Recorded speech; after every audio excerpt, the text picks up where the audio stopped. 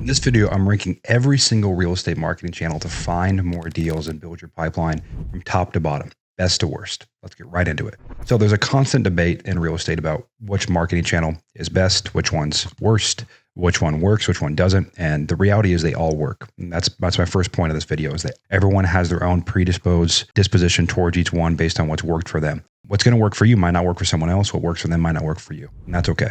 The first thing I want to start with is the difference between inbound and outbound marketing, right? Inbound marketing is the triggering of conversation triggered by the seller. So you put an ad out there. So you have a Facebook ad, pay-per-click ad, you're running a bunch of SEO, you're running TV ads, radio ads, whatever it may be. And a potential seller sees that and they initiate the activity with you. That's inbound. The pros of inbound are a lot of times a much higher motivated seller because they're clicking on a sell my house fast ad. Now you're going to get a lot of bogus leads with that, like any marketing channel. And there's no magic bullet marketing channel. And that's the first point I want to make in this video. There's no magic. It comes down to getting leads and working them. That's how you'll start, is understanding the inbound piece of that and how that all works together. So again, they're initiating the interaction with you via whatever kind of ad you put in front of them on the internet, on TV, or wherever else, radio. And from there, you end up having between $150 to $450 cost per lead for most inbound marketing channels, depending on where you're at in the country, right? Higher price point markets have higher cost per leads, but also bigger deals. So if you're in Arkansas, lower cost per lead, higher volume than if you're in San Francisco, but your deal sizes are going to be way smaller because asset prices are way less.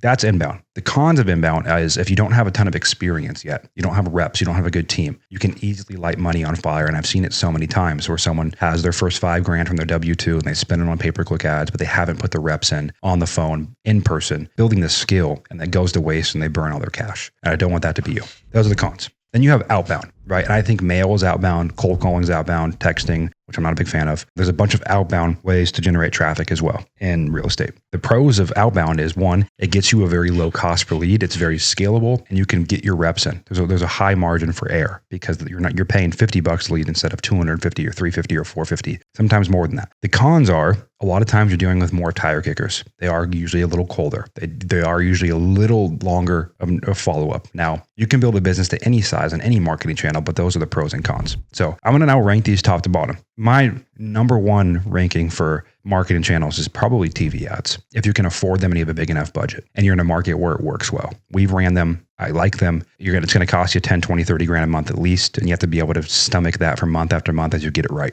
That's number one. The second one for me is cold calling. The reason I think cold calling is second, because it can scale to any level. You can get leads in the door tomorrow if you started today, and it allows you to build reps at a low cost per lead. After that, I have pay-per-click. Pay-per-click is when you're running your own online Google search ads in whatever market you're doing business in. After that, I have pay-per-lead. That's essentially other companies running Facebook ads and pay-per-click ads, and you're buying it from them. That is what pay-per-lead is. A pay-per-click, pay-per-lead after cold calling and TV ads. Then I have mail. And I think mail is great. It's a long-term game. You have to do it over and over and over again. It can really help build the pipeline, but I'd put it about fifth on that list. Then I have Facebook ads, radio ads, and at the very bottom, I have texting, RVMs, those things that are pretty much in violation of the TCPA that I'm not a big fan of anyone doing. They're definitely in the black. They're not in the gray even. So that is my ranking and my list of marketing channels. Now, I think the most important piece of this is understanding the rule of ones. And the rule of ones is one marketing channel, one asset class, one exit strategy per $1 million per year you want to do in revenue.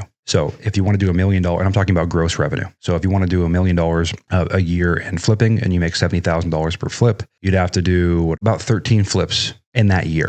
What that means for you is you probably can do 13 flips with one marketing channel, with one asset type, single family, townhomes, condos, whatever you're focusing on, and when one exit strategy, which for you is flipping. You don't need to do wholesaling and subject to and all this other stuff. And that's not what I teach on this channel. I don't teach flipping, but I'm just giving you an example of no matter what you choose, when it comes to marketing channels, the biggest reason, or one of the biggest reasons I see people fail isn't because they can't figure it out or they're not smart enough, because they hop from marketing channel to marketing channel to marketing channel every month or 2 months. And that's not how the sales cycle plays out in this business. We are in a business we get paid very well per deal, but it's a 60 to 180 day sales cycle. There's really no way around that. So the pros of that are you get paid very well. The cons of that are is you can't make decisions too quickly. You have to let any given marketing channel ride for 90 days, 180 days, 270 days, 365 days, 500 days, even longer to really see the data you need to make an educated decision. And so many people struggle, and they're on the struggle bus year after year, not because they're not talented enough or hardworking enough, because they're making decisions too quickly. So again, choose based on pros and cons the channel you want to stick with. Run it for months, not for days, not for weeks. Really control the other inputs that affect your success, your ability to sell, your ability to hire, manage, train, delegate, and lead people, your ability to underwrite, all the things that allow you to grow your off-market business no matter what you're going to do with these leads and these deals that you generate.